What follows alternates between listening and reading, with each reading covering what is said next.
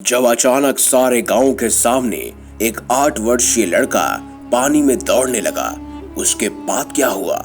नमस्कार दोस्तों, आप देख रहे हैं ज्योतिष बेस्ट उपाय। भगवान है या नहीं, इस बात पर सदा से मतभेद चले आते रहते हैं और ऐसे कई मतभेद का सीधा और आसान हल है कि मानो तो पत्थर में भी भगवान है और ना मानो तो भगवान भी पत्थर के समान ही है। और वो कहते हैं ना, न ढूंढने से तो भगवान भी मिलते हैं, पर ढूंढने वाले की आस्था और मन बस पवित्र होना चाहिए।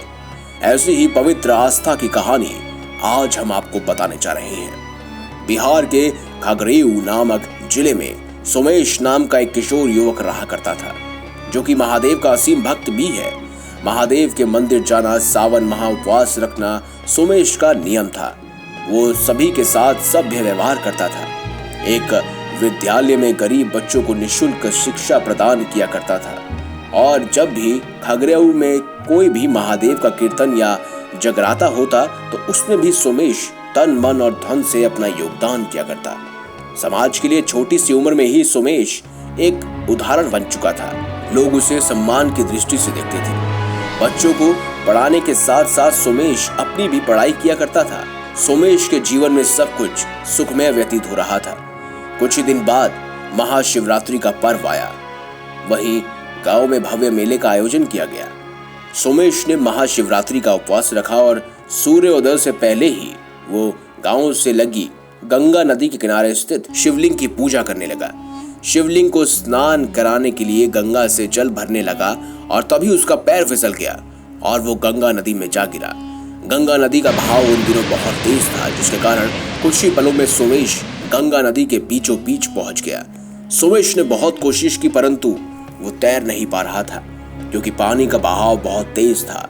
सोमेश ने बहुत आवाज लगाई, परंतु इतनी सुबह वहां आसपास उसकी आवाज सुनने वाला कोई न था। सोमेश को लगा कि आज तो मृत्यु उसे गले लगा ही लेगी। उसने महादेव को याद किया।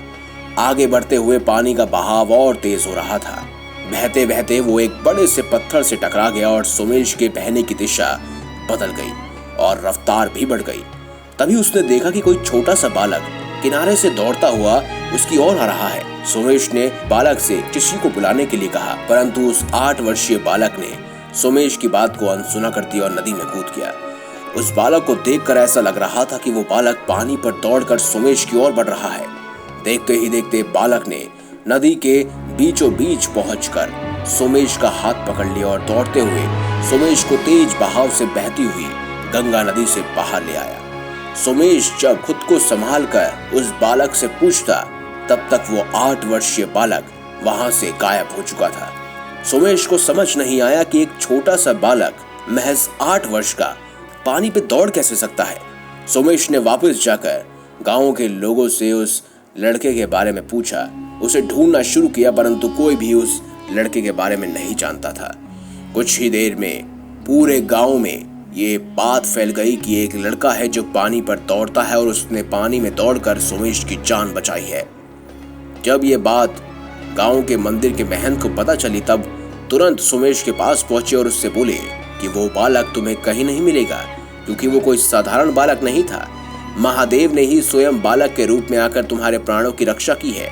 सोमेश यह सुनकर विभोर हो गया और उसकी आंखों से आंसू आ गए। इस बात से पूरे गांव के लोग आश्चर्य में रह गए और सोमेश ने मंदिर जाकर महादेव को धन्यवाद किया और 11 बालकों को मुफ्त शिक्षा देने का प्रण भी लिया। तो इस घटना को जानने के बाद भगवान होते हैं या नहीं, इस पर आप लोगों के क्या विचार हैं कमेंट बॉक्स में जरूर बताइएगा। और साथ ही साथ दोस्तों, वीडियो को लाइक कीजिए, हमारे चैनल को सब्सक्राइब कीजिए और ज्यादा से ज्यादा शेयर भी कीजिए। मिलेंगे अगली बार एक नई खास वीडियो के साथ। तब तक के लिए बहुत बहुत धन्यवाद। देखते रहिए ज्योतिष बेस्ट उपाय।